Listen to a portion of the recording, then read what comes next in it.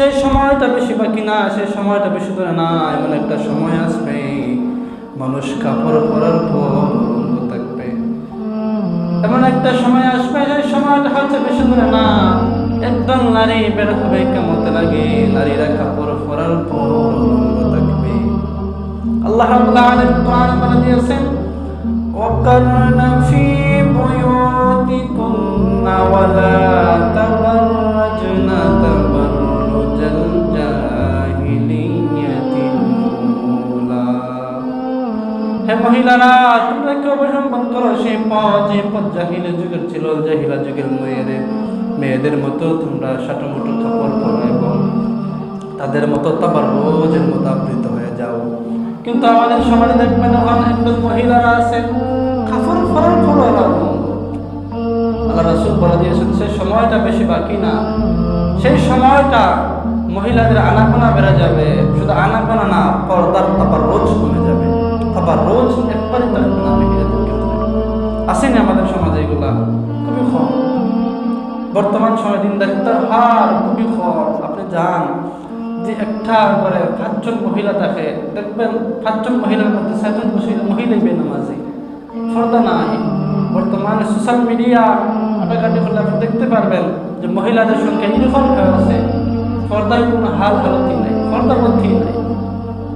আল্লাহ রাসূলের হাদিস, তিনি বলেছেন যে অতি নিকটে আসবে সেই জাহিলাতের যুগ, যে যুগে বেহায়াপনা ছিল, সেই যুগটা আমাদের সামনে আবার উপস্থিত। সে সময়টা বেশি দূরে না। মানুষ সকালকে ইমানদার হবে, বিকালকে আবার বেঈমান হয়ে যাবে। কিভাবে ইমান হবে? কারণ জাহিলাতের যুগে মহিলারা এইভাবে তাবাররুজ করতো, তাদের চোখ ছাড়া কোনো কিছু দেখা যেত না। কিন্তু যখন আপনি বাজারে যান, বেশিরভাগ দেবেন মহিলা, পুরুষের তুলনায় মহিলার সংখ্যা খুব বেশি। পর্দা তো এমনিতেই নাই। প্রিয় হাজিরিন, এই মহিলাদের হিসাব কারা দেবে? এই বেহায়াপনা, অশ্লীলতা মহিলাদের হিসাব কারা দেবে? আল্লাহ রাব্বুল আলামিন বলেন, একদল ব্যক্তি নামাজি হবে, হজ্জকাতি হবে এবং আমল গুজারিশ হবে, দানশীল হবে, কত কিছু আমল থাকার উপর আল্লাহ রাব্বুল আলামিন 4 দল ব্যক্তিকে জান্নাতে দিবেন না। 4 দল ব্যক্তিরা কারা? আল্লাহ রাব্বুল আলামিন বলেন সেই ব্যক্তি হচ্ছে দায়ুস। চিনেন দায়ুস কারা? আমরা অনেকে মুখ থেকে শুনি দায়ুস বলে গালি দিয়ে একজন আরেকজনকে, কিন্তু তার অর্থ আমরা জানি না। দায়ুস কারা? আল্লাহ রাসূল সাল্লাল্লাহু আলাইহি সাল্লাম বললেন, দায়ুস হচ্ছে তারা, তাদের লেবাস তাকওয়া থাকবে, আমলও থাকবে, নামাজও থাকবে, সূরাতও থাকবে, সব থাকবে, কিন্তু তারা জাহান্নামী হবে। কিসের জন্য? একদল মহিলাদের জন্য, যে মহিলাটা বেপরদা চলেছিল জমিনে, আল্লাহর আইন লঙ্ঘন করেছিল, কিন্তু তার বিবাহ ছিল তার বাবা, তার বিবাহ ছিল তার বড় ভাই, তার বিবাহ ছিল তার স্বামী এবং তার ছেলে।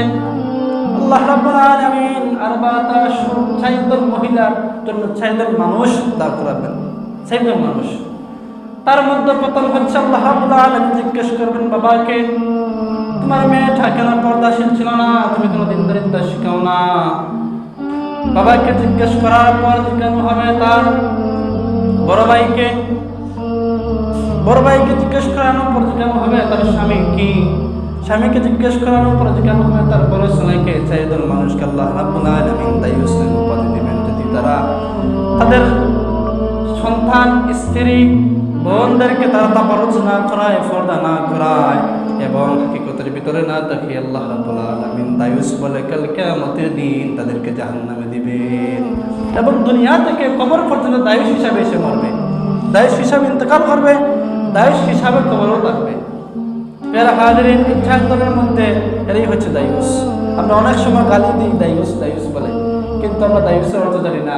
এই দায়ুসের অর্থ হচ্ছে এরা, এই মহিলাদের বারবাক্ত থাকবে তারা 4 দল মানুষ। এই 4 দল মানুষকে একজন মহিলার জন্য আল্লাহ রাব্বুল আলামিন জাহান্নামে